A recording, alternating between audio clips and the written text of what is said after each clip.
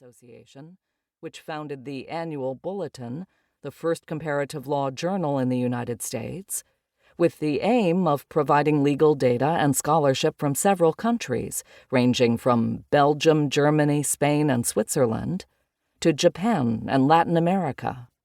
These initiatives were particularly aimed at practitioners rather than academics interested in legal activities with a transnational dimension.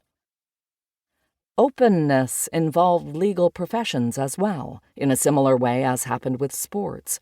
In December 1900, Olga Petit and Jean Chauvin were the first women in France to take their oath as lawyers, a few decades after the U.S. had taken the same step. Still, as Chapter 2 will address, laws used to be, and mainly are, adopted and implemented at the national level. Therefore, the second dimension in the development of legal comparison, alongside openness and universalism, was the attention paid to domestic norms. In fact, comparing national laws was considered for a long time to be the core business of comparative studies. A relatively young comparative discipline. In principle, comparative law encompasses the following operations: the comparative assessment of entire legal systems or specific laws, regulations, judgments, and customs in order to unveil similarities and differences; the study of how legal solutions are imitated, transplanted, accepted, and rejected in other countries or social groups; and the methodological issues arising from the study of different legal systems, families, and traditions.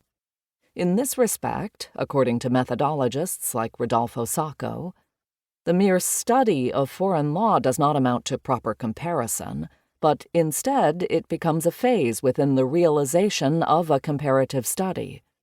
Nonetheless, there are authors who do include pieces on foreign law under the umbrella of legal comparison, as they would require the scholar to employ a distinct methodological toolkit in order to understand the norms of another system or tradition.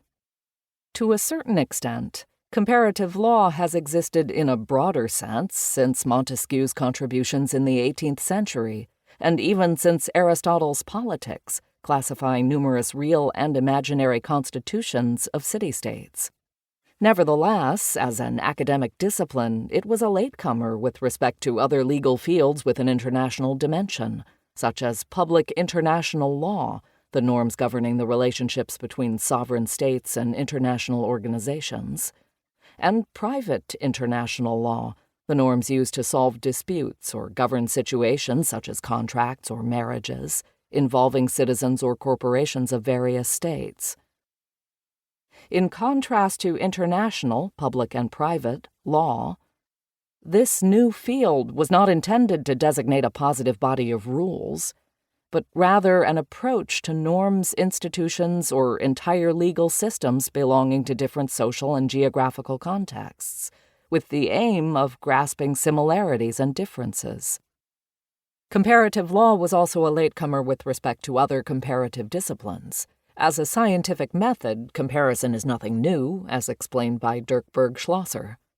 In the 15th century, Cardinal Cusanus claimed that all research was pursued by establishing comparative relations, and in subsequent centuries as well, comparison was considered a universal method, from natural sciences like comparative biology to sciences that explore similarities and dissimilarities of cultural and social phenomena, such as philology, anthropology, or politics.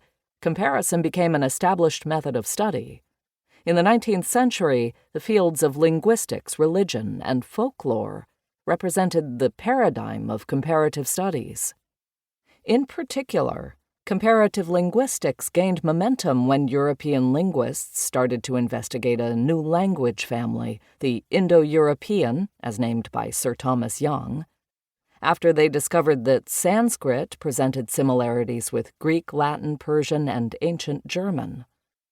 The application of this methodology favored the elaboration of classifications based on family trees, explaining the genetic interconnections between languages and proto-languages.